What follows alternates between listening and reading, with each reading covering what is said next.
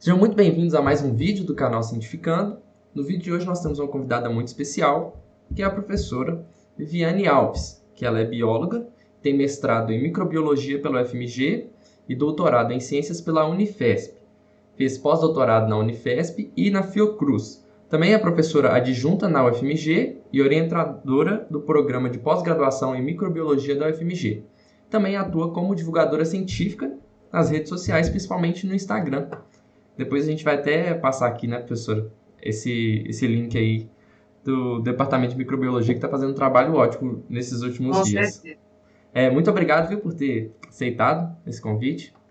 Eu que agradeço o convite, é um prazer poder ajudar nesse momento, né? Sim. Vamos começar aqui agora nossa entrevista. A primeira pergunta que eu tenho para fazer para você é a questão das vias de transmissão. A gente já conhece, fala para a gente usar máscara, então tem a ver com os perdigotos, com a via respiratória. Também fala para a gente lavar muito bem as mãos, então esse contato das mãos sujas com as mucosas. Mas existe alguma outra via de transmissão, por exemplo, a via oral-fecal? Pois é, a gente tem provado como via de transmissão, né, é o contato direto com gotículas respiratórias. Então, os perdigotos, as gotículas de saliva, que são gotículas maiores, né, e por isso o distanciamento e a máscara vão evitar essa transmissão por essas gotículas respiratórias.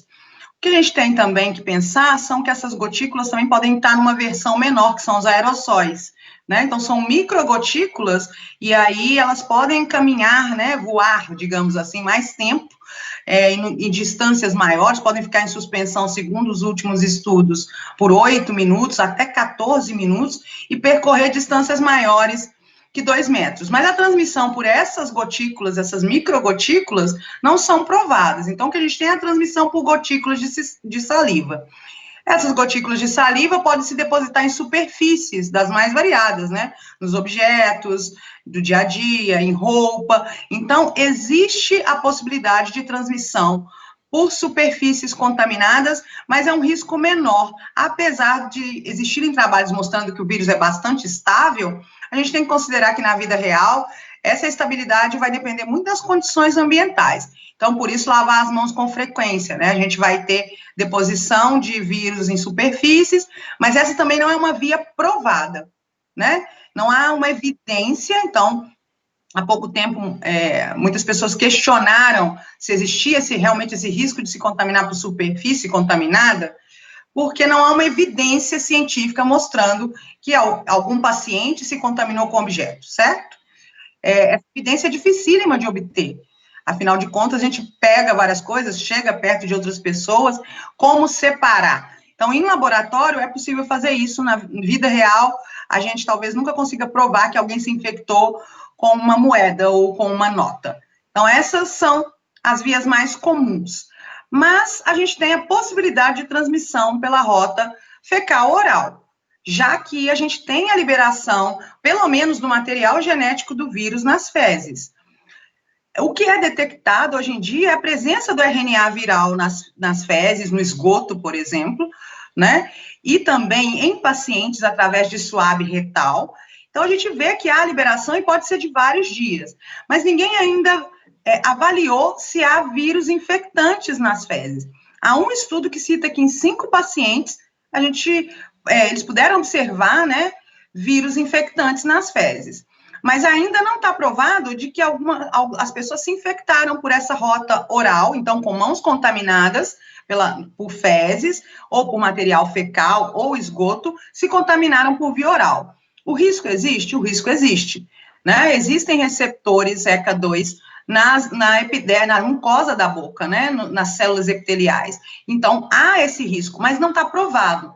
Então, da mesma forma, a prevenção é lavar as mãos, higienizar as mãos, e vai evitar também essa rota, mas a gente não tem essa prova, né? Ah, sim, muito importante isso. Outra coisa que a gente vê bastante também nas mídias, quando a gente vai acompanhar, é que eles fala muito de taxa de mortalidade, né?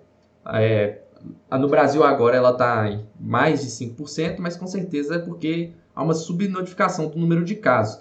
Aí eu gostaria de saber se tem um número mais factível assim para a taxa de mortalidade do vírus, para esse percentual de pessoas que podem estar assintomáticas e transmitindo o vírus, e para aquele número de reprodução, né, que é a capacidade de uma pessoa para quantas pessoas que ela é capaz de transmitir quando ela está infectada.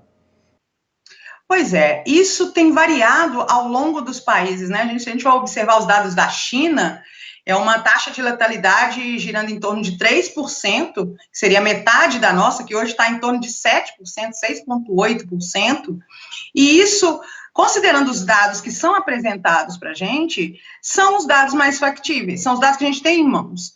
Mas a gente sabe que no mundo inteiro, e a gente também tem que levar em consideração que a China pode ter dados subestimados. Não sei se vocês já viram na mídia, já tem falado que pode ser que não tenham sido notificados todos os casos. A gente tem subestimação no mundo inteiro, em diferentes graus. Aqui no Brasil é uma grande subnotificação, se você comparar a quantidade de testes que a gente faz hoje, que é em torno de 4.700 por milhão de habitantes, e nos Estados Unidos 60 mil testes por milhão de habitantes, você pode ter uma ideia da subnotificação. A gente teve um aumento absurdo de síndrome respiratória aguda grave em número de casos e número de mortes, que chega no país a ser 20 vezes maior do que o ano passado. E não deve ser coincidência. Então, não tem um número factível, um número real que abranja todos os países, né? Isso vai depender muito do número de casos. Baseado no que a gente tem em número de casos hoje, né, confirmados, oficiais, considerando os testados, né, a gente tem uma taxa de letalidade muito alta, de 6,8%, e uma transmissibilidade muito alta também. Então, esse número R, né, também variou. No Brasil já chegou a ser a 3,15, ou seja, cada pessoa era capaz de transmitir o SARS-CoV-2 para mais 3 pessoas. Hoje é em torno de 1,4 a 1,6, baseado nos dados que a gente tem de casos, né? E considerando a baixa testagem. A gente não tem ideia de quantos assintomáticos a gente tem no Brasil. Devem ser muito mais do que a gente imagina, porque a gente testa muito pouco. Então, ainda assim, a gente tem um R de 1,6, 1,4, hoje em Minas vi dados de 1,05, e a gente está começando a relaxar as medidas de distanciamento, né, de isolamento social. E o ideal é que isso só aconteça quando o R é abaixo, quando esse R, né, seja abaixo de 1. E a gente está começando muito cedo. Então, a gente ainda está em uma curva ascendente de casos e mortes, mas a gente está começando a fazer aquilo que os outros países fizeram depois que a curva foi caindo, depois que a curva achatou. E a gente está fazendo isso no momento que ela começa a subir. Então, os números que a gente tem são baseados nesses números atuais, né, de notificados. Mas a gente acha que isso é um pouco pior do que a realidade que a gente enxerga, dada a baixa testagem. E a gente, além de tudo, está utilizando muitos testes rápidos, que tem uma sensibilidade muito baixa. Particularmente, esse que o Brasil comprou foi um dos primeiros, ele tem uma possibilidade de erro de 40%, ou seja, 40% de falsos negativos. Então, a subestimativa vai se piorando com essa metodologia que a gente tem utilizado, né? E a testagem molecular, que é a mais sensível, tem sido feita somente em casos graves. Nem as pessoas com sintomas leves têm feito esse tipo de teste, né? Então, a gente tem esses números, assim, que são meio incongruentes, a gente não consegue comparar com o restante do mundo, devido a vários fatores, né? Baixa testagem, uma população que não está cumprindo o distanciamento, as próprias autoridades estão relaxando o distanciamento, tudo isso vai influenciar. Então, a gente observa que está oscilando a letalidade e o R, né? A transmissibilidade do vírus. Sim. Então, a gente já pode contar em milhões, né, o número de casos no Brasil. Se a gente for, é triste dizer isso, né? Eu falo que, se a gente comparar a nossa testagem com a dos Estados Unidos, de 4 mil para 60 mil e multiplicar pelo nosso número de casos, a gente realmente já está em primeiro, infelizmente, há muito tempo. A questão a nossa curva, né, a população tem uma distribuição etária diferente, tem comorbidades diferentes, tudo isso tem que ser levado em consideração. Mas, com certeza, a gente já teria um número, pelo menos, 10 vezes maior de mortes e de casos também, acredito eu, né, talvez pior. Mas a gente talvez nunca saiba, né, o número real de casos e nem o número real de mortes, e considerando 20 vezes o aumento de doença de síndrome respiratória grave, a gente pode pensar nesse número que você disse, realmente, que deve ser o que está dentro da realidade, né? E assintomáticos, a gente tem no mundo também variando muito, né? O que acontece? Para você rastrear assintomático, você precisa rastrear os contatos de pessoas positivas, que é uma coisa que não foi feita e agora tem sido feita um pouco melhor, mas ainda muito aquém do que devia ser feito. Então, a gente não tem uma ideia no Brasil de assintomático. A gente sabe que a média no mundo variou de 40% a 80% em determinados países. Vamos supor aí que seja 40%. Hoje a gente sabe que esses 40% assintomáticos e às vezes pré-sintomáticos, né, que demoram a desenvolver sintomas, são responsáveis por transmissão, e acredita-se pelos dados da literatura que 20% a 30% da transmissão no mundo é por assintomáticos, que é um outro problema que a gente tem. A gente não sabe quem está transmitindo, e com esse relaxamento o risco ainda é maior, né? Sim. E agora pegando o aspecto político, né, que a gente está tendo agora, um pouco de autoritarismo, de anticiência, e depois daquele caso do George Floyd, né, ocorreu uma explosão de protestos contra o racismo estrutural, contra a desigualdade social, enfim. E esse é um assunto do momento no mundo e está fazendo muitas pessoas irem para as ruas. Como é que você associa essas duas coisas com a Covid-19, tanto o racismo estrutural e a Covid-19 no Brasil e no mundo? Na verdade, o racismo estrutural é um problema de longa data, né? E agora, o que acontece é que a pandemia está revelando desigualdades sociais e também raciais, né? A gente já sabe no mundo, pelos dados no mundo, que a taxa de mortes entre negros pela Covid é em torno de 4 vezes maior em alguns lugares, como os Estados Unidos, em relação à população branca. No Brasil, a gente tem um problema que os dados que são liberados não incluem a etnia, né? E é uma cobrança que tem sido feita de que se inclua a etnia, porque isso é importante nas análises epidemiológicas. A gente já sabe que no Brasil, o número de mortos pela Covid, negros, é bem superior ao número de brancos. Isso não é por acaso e não são por fatores genéticos. Geneticamente, os negros teriam uma vantagem, porque há vários dados mostrando que eles têm menos receptor para o vírus, né? Então, eles estariam menos suscetíveis. Mas o que a pandemia tem mostrado é, na verdade, o contrário. Então, a gente sabe também que na população negra há uma série de comorbidades relacionadas, aumentadas nessa população, muito pelas condições socioeconômicas, qualidade de vida, de alimentação, moradia, como, por exemplo, doenças cardiovasculares, né? Hipertensão, de uma forma geral, diabetes, são mais frequentes, mais prevalentes nessa população. E são mais prevalentes justamente porque são pessoas que vivem, são vulneráveis a essas condições pela qualidade de vida e socioeconômica mesmo. E, além disso, tem pouco acesso aos sistemas de saúde. E há uma saúde, né, a prevenção adequada, a atenção de saúde adequada. Então, a pandemia só está revelando os grupos vulneráveis, que são pessoas pobres, né, de baixa renda, sem acesso ao sistema de saúde, e que, na maioria dos países, são as minorias étnicas, né, minorias não em número, né, mas, digamos, em termos socioeconômicos, são consideradas minorias. No Brasil, então, coincide com os moradores dos aglomerados, de regiões menos favorecidas, com baixa escolaridade, e é isso que tem sido visto. Nos casos da Covid, realmente o maior número de mortes são pessoas negras de baixa escolaridade, com comorbidades associadas, com, né, dificuldade de acesso ao sistema de saúde, com falta de saneamento básico. Então, elas estão em maior risco e se expõem mais ao vírus por essas condições. E, além disso, são pessoas que normalmente trabalham em funções que estão mais expostos ao risco. São trabalhadores domésticas, pessoas que trabalham na limpeza urbana, que estão mais expostas ao vírus, né? E que não puderam parar de trabalhar porque precisam sobreviver. Então, elas estão mais expostas, têm mais comorbidade, têm menor acesso ao sistema de saúde. Então, a pandemia está revelando uma desigualdade gigantesca.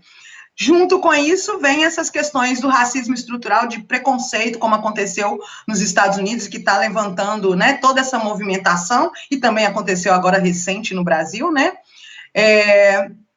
o que leva, né, as pessoas a terem que repensar um pouco, e a pandemia está mostrando isso, que não é só o vírus, mas que a suscetibilidade ao vírus também está correlacionada a condições socioeconômicas e o acesso à saúde.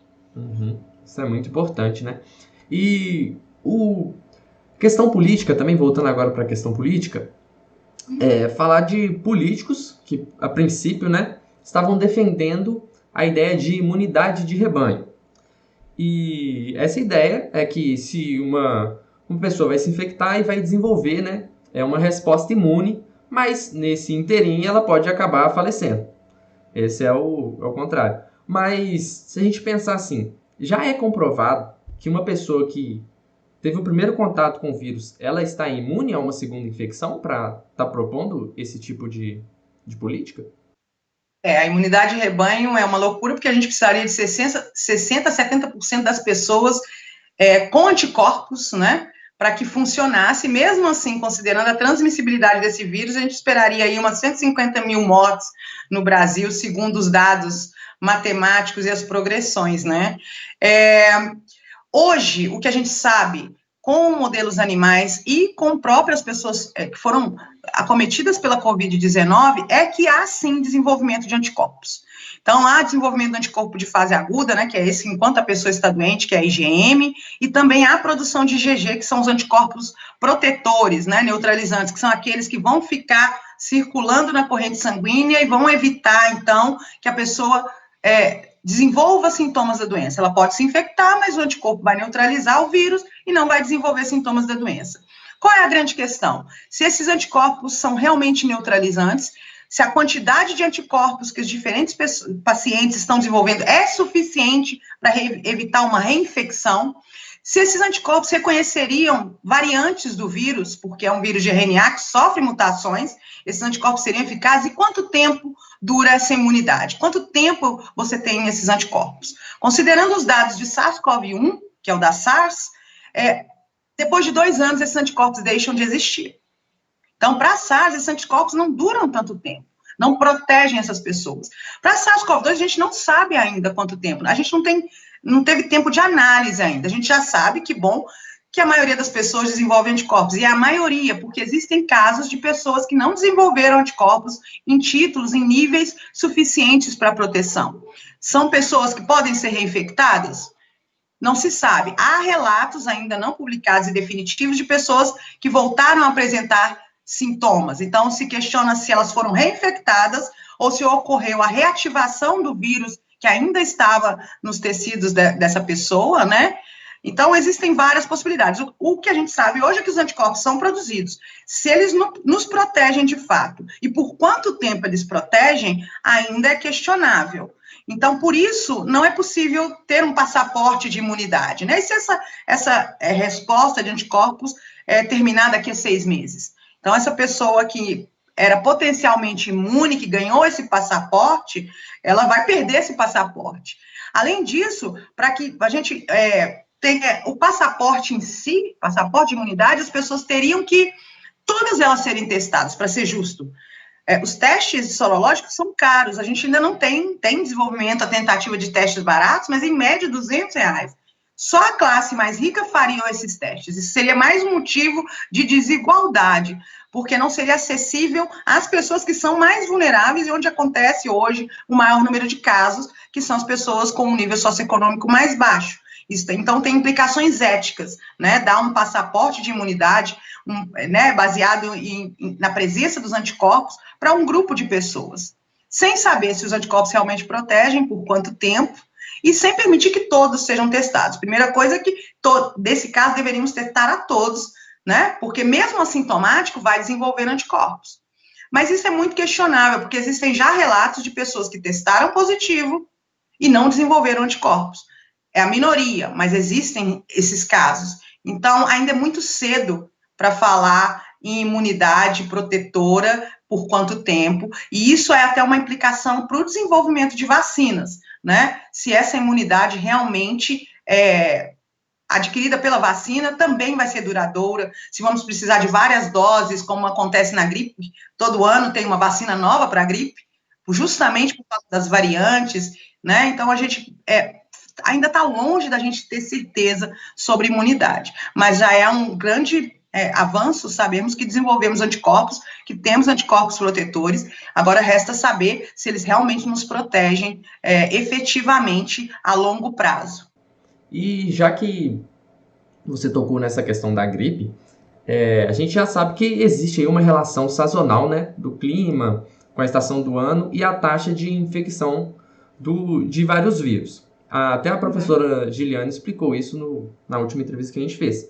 E, assim, pode ser que esse SARS-CoV-2 venha a ser sazonal como a gripe e a gente precisa estar sempre monitorando, desenvolvendo novas vacinas. Há essa possibilidade do SARS-CoV-2 se tornar, tipo, a nova gripe?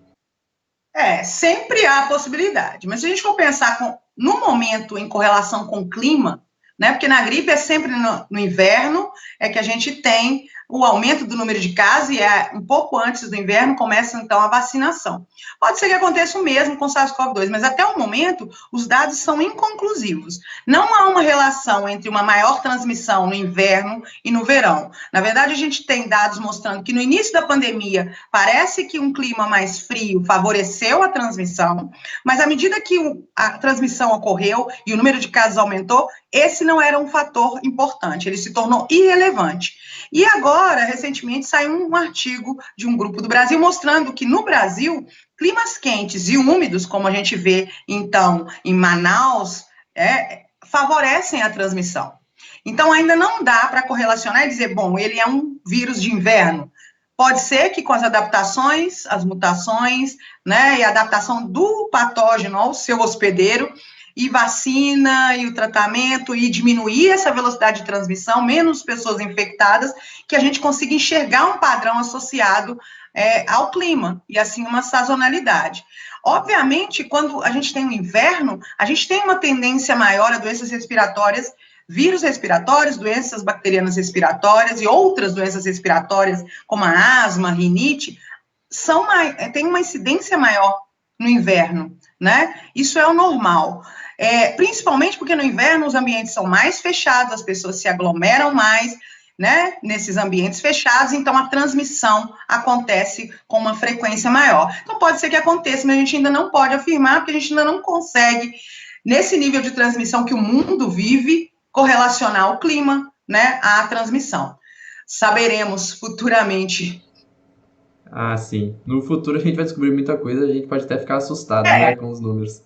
Na verdade, infelizmente, a ciência não é tão veloz quanto esse vírus, né? A gente gostaria, então, de que fosse tudo tão rápido quanto ele. Por enquanto, ele está na frente, mas a gente vai conseguir alcançá-lo em conhecimento, né? A gente está aprendendo tudo sobre ele, sobre epidemiologia, sobre os sintomas, cada dia é uma novidade. Por exemplo, os assintomáticos não têm sintoma, mas eles têm danos pulmonares que são detectados por tomografia. Então, a gente todo dia tem uma novidade sobre a doença e sobre o vírus ao longo do tempo. Sim. Nos últimos dias a gente está ouvindo falar muito também sobre a importância do isolamento social, do distanciamento entre as pessoas. A sociedade contemporânea, né?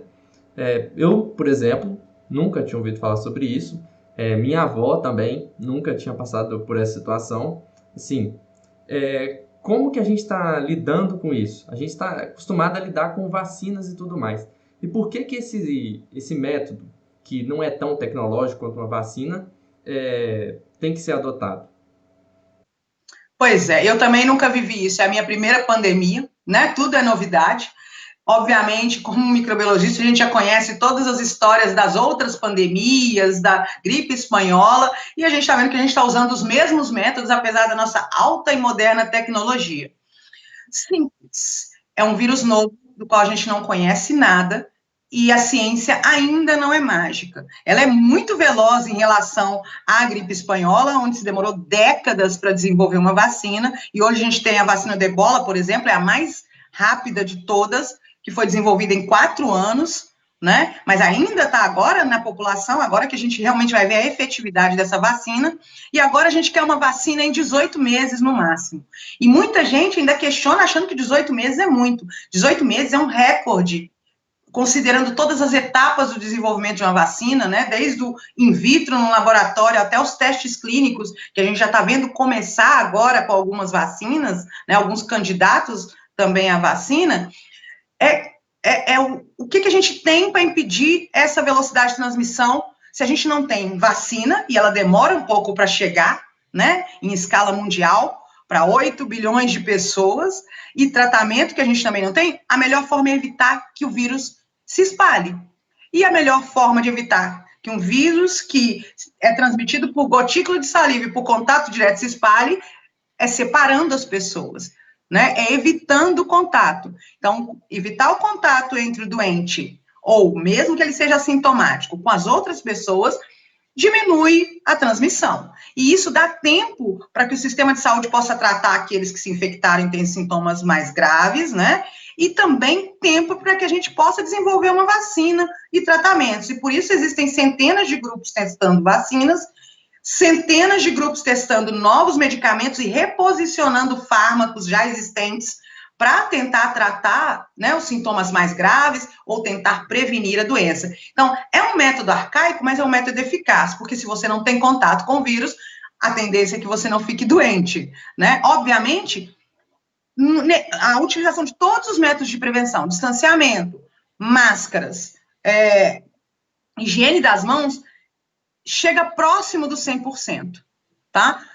Por que não chega a 100%? Porque a gente ainda precisa ter contato com outras pessoas, eventualmente, a gente não consegue fazer um isolamento de 100%. Mesmo num lockdown, que é o bloqueio total, você precisa sair para comprar alimentos, por exemplo. E nessa saída, você pode correr riscos, né? Então, são as melhores medidas, são antigas, mas são eficazes. Como foram eficazes na gripe espanhola, são eficazes agora. Só que a gente tem uma tecnologia melhor, a gente tem uma ciência mais avançada, então até inclusive sobre as máscaras, a gente já sabe quantas camadas são mais eficazes, a gente sabe que um lencinho simples não vai resolver, a gente sabe a eficácia, né, desse distanciamento em termos de achatar a curva e não sobrecarregar o sistema de saúde.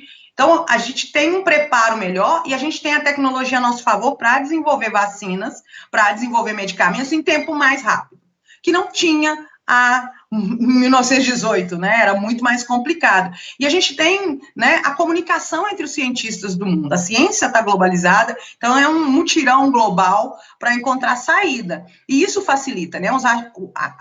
O apoio dos grupos de pesquisa, os achados de grupos distantes que se comunicam e conseguem, né, juntos delimitar testes, grupos para testes clínicos, tudo isso facilita muito e vai aumentar a velocidade. Então, é um método antigo, uma experiência nova para todos nós, mas que é muito eficaz. E, professora, você falou muito dos métodos de prevenção que estão sendo adotados e estimulados, principalmente pela OMS e por várias autoridades do mundo todo. Existe alguma prova de que eles realmente estão sendo tão eficazes quanto eles estão falando? Sim. Antes a gente não tinha muitas provas, tinha alguns trabalhos isolados, e agora, dia 1º, saiu um trabalho que compilou todos os dados de máscara, distanciamento social, utilização de proteção para os olhos e higienização das mãos, mostrando que todos esses métodos, isoladamente, minimizam o risco de infecção, e quando estão associados, eles reduzem drasticamente e chegam a quase 100%, né, na prevenção da transmissão. Então, a máscara sozinha não resolve o problema, ela dá uma sensação de segurança, mas não adianta aglomerar de máscara, você precisa do distanciamento físico, que é de pelo menos 1 metro, tá? Mas os dados científicos já mostram pra gente que se for de 2 metros, a eficiência é muito maior. Então, só a máscara e o distanciamento físico de 2 metros já diminui drasticamente o risco de infecção, de transmissão entre sintomáticos e assintomáticos, e quando a gente associa isso ao distanciamento social mesmo, ao ficar em casa, só sair quando necessário, e a higienização das mãos, isso é quase 100%. Então, são as melhores medidas, provadamente eficazes, cientificamente, com dados baseados, esse último trabalho baseados em dados da SARS, da MERS, e mais de 25 mil pacientes da Covid-19, mostrando que essas medidas são realmente eficazes, que os países que fizeram um fechamento, né, um distanciamento rigoroso né, prenderam realmente a população nas suas casas, tiveram maior sucesso na redução da transmissibilidade, né? E à medida que vai relaxando, mesmo nesses países, o número de casos volta a aumentar. Aqui, infelizmente, a gente está relaxando muito cedo, na minha visão e visão de várias pessoas, não seria um momento ainda de distanciamento, porque apesar de ter muitas campanhas de conscientização, as pessoas ainda se aglomeram, mesmo de máscara, e esquecem, e acho que não sei se sentem seguras, mas esquecem da importância do distanciamento, da importância dessa medida que tem sido tomada em vários países. E, infelizmente, a gente já está vendo alguns reflexos no país inteiro do relaxamento do distanciamento, levando ao aumento de casos, e tem acontecido, inclusive, nas manifestações nos Estados Unidos, já teve um reflexo de aumento de número de casos nessa semana, devido a essas aglomerações. Então, são medidas eficazes que a gente deveria tentar ser rígidos, mesmo que seja, né, nós mesmos, né, evitarmos sair, se cada um cuidar de si, a gente vai estar cuidando dos outros. Então, quem puder ainda ficar em casa, que fique em casa. Sim, isso é muito importante. E para terminar aqui, nossa entrevista, que foi muito legal, foi muito especial aí, as informações que você trouxe, uma pergunta mais pessoal. Como que você imagina o mundo pós-coronavírus? Eu estava pensando nisso outro dia, né, assim, como eu gostaria que o mundo fosse, como de fato provavelmente vai ser, né. Eu gostaria que depois dessa pandemia a gente aprendesse tudo aquilo que a pandemia tem nos mostrado, né? Houvesse melhoria socioeconômica, melhoria do acesso da população vulnerável, carente ao sistema de saúde, mais campanha de educação científica mesmo, os cientistas cada vez mais valorizados e levando ciência para as populações que não têm acesso à informação, porque apesar de todo mundo ter internet, a informação nem sempre chega à população que precisa dessa informação. Eu espero que as pessoas mudem alguns hábitos, né? Eu acho que a maioria delas vai mudar vários hábitos, pelo menos os hábitos de higiene, né, e vai pensar duas vezes quando estiver na rua com alguma coisa que possa estar contaminada. Então, acho que os hábitos diários, nossos hábitos como população brasileira devem mudar em boa parte dos estabelecimentos, das residências, muitos serão mantidos, mas a gente sabe que, na realidade, algumas outras questões são mais difíceis de resolver, principalmente as socioeconômicas, a de racismo estrutural, né, essa discrepância que a gente tem dentro da nossa população, e há uma dificuldade muito grande de resolver essas questões. Uma outra coisa que eu penso, e eu acho que a pandemia abriu os olhos de todo mundo, foi para as questões ambientais, né? A gente está vendo aí com distanciamento, redução de poluição, e a redução de poluição tem reflexos positivos não só para a natureza, mas para nós mesmos, porque também reduz a incidência de doenças respiratórias. Então, a poluição é uma grande arma contra nós durante essa pandemia, porque as pessoas expostas a essa poluição têm maior risco de sintomas graves, né? E a gente está vendo que o distanciamento levou a uma diminuição de emissão de dióxido de carbono, de dióxido de nitrogênio, a gente teve uma redução de poluição que está sendo benéfica para a natureza. Ao mesmo tempo, a gente está vendo impactos negativos, como uma quantidade enorme de lixo hospitalar, e lixo hospitalar chegando em mar, máscaras no mar. Então, eu acho que a pandemia está abrindo os olhos das pessoas para várias questões que devem ser resolvidas, porque a gente deve enfrentar outras pandemias. Eu falo que é um treinamento para as próximas, né? Porque hoje a gente sabe que com essa experiência que a gente tem de como a gente deveria ter agido lá no início para evitar onde chegamos. Temos consciência disso, apesar de alguns líderes políticos não terem essa consciência, nós temos consciência de que se as coisas fossem controladas e feitas, por exemplo, como a Organização Mundial de Saúde sugeriu no início, né, testar, isolar pessoas suspeitas que estavam voltando do exterior, teríamos evitado o que nós vivemos hoje.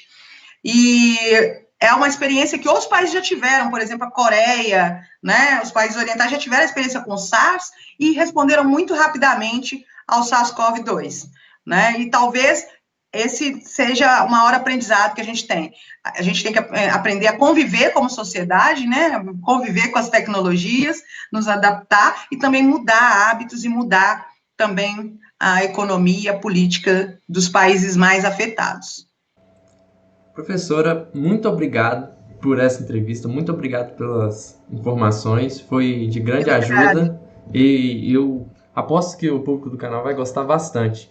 E para encerrar, divulga aí a página da microbiologia da UFMG, que eles estão fazendo um trabalho de divulgação científica muito legal. Eu que agradeço o convite, foi um prazer conversar com você e com todos que assistirem no canal. Obrigada pela oportunidade. Pois é, a gente tem um perfil da Micro, no Instagram, mas tem todas as redes sociais, tem no Twitter, mas o Instagram é onde a gente posta a maior parte das informações que são repostadas no YouTube. O YouTube começou a crescer agora um pouquinho, porque agora a gente já é uma equipe, já tem estudante de pós-graduação, estudante de graduação, então chama-se Micro, @microfmg, tá? Onde a gente coloca sempre vídeos curtos de 1 minuto, a maioria deles, legendados para dar acesso a várias pessoas, né? Trazendo informações científicas em linguagem simples, então são sempre baseadas em artigos científicos, a gente sempre coloca o link do artigo científico para quem se interessa, mas a ideia é levar informação científica sobre a pandemia nesse momento, sobre o vírus, sobre prevenção, para todas as camadas da população da forma mais simples possível, e quando essa pandemia passar, levar informações sobre a microbiologia, porque nem todo micro-organismo é do mal, né? A gente tem que mostrar também que tem muitas aplicações importantes dos micro-organismos e nós dependemos dele para a nossa sobrevivência no planeta e para a nossa sobrevivência diária também. Sim, então vocês entrem lá, baixem os vídeos e divulguem no WhatsApp, né? Porque as pessoas idosas não tem acesso a esse tipo de informação, principalmente o WhatsApp, então baixem lá, divulguem no WhatsApp, e é isso aí. Muito obrigado, viu, professora?